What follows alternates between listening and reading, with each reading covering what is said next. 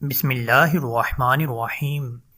حضرت سیدنا ابو ابراہیم اسحاق بن ابراہیم رضی اللہ تعالی عنہما سے منقول ہے، میں نے اپنے دادا حضرت سیدنا ابو بکر بن سالم رضی اللہ تعالی عنہ کو یہ فرماتے سنا، جب خلیفہ اول امیر المومنین حضرت سیدنا ابو بکر صدیق رضی اللہ تعالی عنہ کا وقت وصال قریب آیا تو آپ رضی اللہ تعالی عنہ نے اس طرح وصیت لکھوائی: بسم اللہ الرحمن الرحیم۔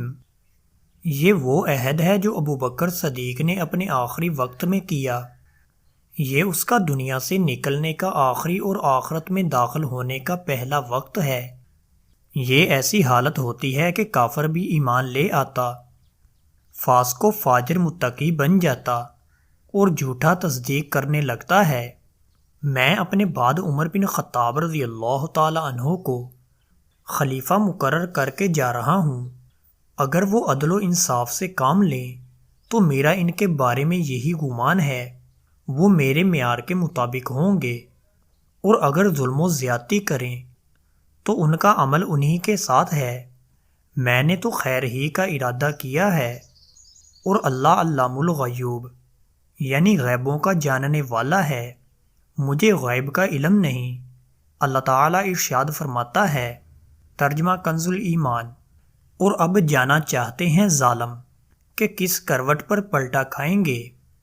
پھر آپ رضی اللہ تعالی عنہ نے حضرت سیدنا عمر بن خطاب رضی اللہ تعالی عنہ کو بلا کر ارشاد فرمایا: اے عمر رضی اللہ تعالی عنہ، بے شک اللہ عز و جل کے کچھ حقوق ایسے ہیں جو رات میں ادا کیے جاتے ہیں، دن میں کرنے سے وہ انہیں قبول نہیں فرماتا، اسی طرح کچھ عمل دن کے ہیں جو رات میں کرنے سے قبول نہیں ہوتے۔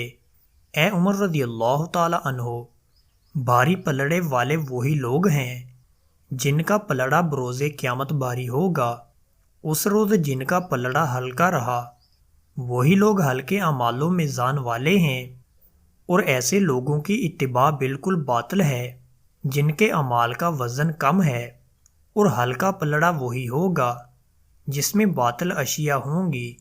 اے عمر رضی اللہ تعالی عنہ، سب سے پہلے میں تجھے تیرے بارے میں اور پھر لوگوں کے متعلق ڈراتا ہوں۔ بے شک وہ نظریں جما کر دیکھ رہے ہیں، ان کے سینے پھول چکے ہیں اور وہ پھسلنے والے ہیں۔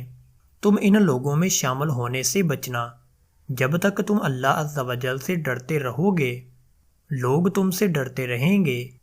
اے عمر رضی اللہ تعالی عنہ، اللہ عز و جل نے جہنمیوں کا ذکر فرمایا تو ان کے برے اعمال کے ساتھ فرمایا اور ان کے اچھے عمل رد کر دیے گئے۔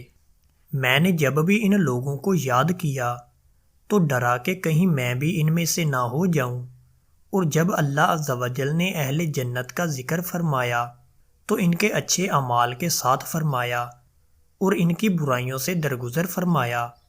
میں نے جب بھی ان لوگوں کو یاد کیا تو خوف زدہ ہوا کہ کہیں ان میں شامل ہونے سے رہ نہ جاؤں۔ اللہ تعالیٰ نے جہاں آیت رحمت بیان فرمائی وہاں آیت عدل بھی بیان فرمائی تاکہ مومن امید و خوف کے درمیان رہے۔ اے عمر رضی اللہ تعالی عنہ، یہ میری تمہیں وصیت ہے، اگر اسے یاد رکھو گے تو موت سے زیادہ تمہیں کوئی چیز محبوب نہ ہوگی، اور وہ ان قریب آنے ہی والی ہے، اور اگر تم نے میری وصیت کو ضائع کر دیا تو موت سے زیادہ ناپسندیدہ چیز تمہارے نزدیک کوئی نہ ہوگی، اور اس سے چھٹکارا کسی صورت ممکن نہیں۔ وعلیک السلام۔ اللہ عز و جل کی ان پر رحمت ہو اور ان کے صدقے ہماری مغفرت ہو، آمین یا رب العالمین۔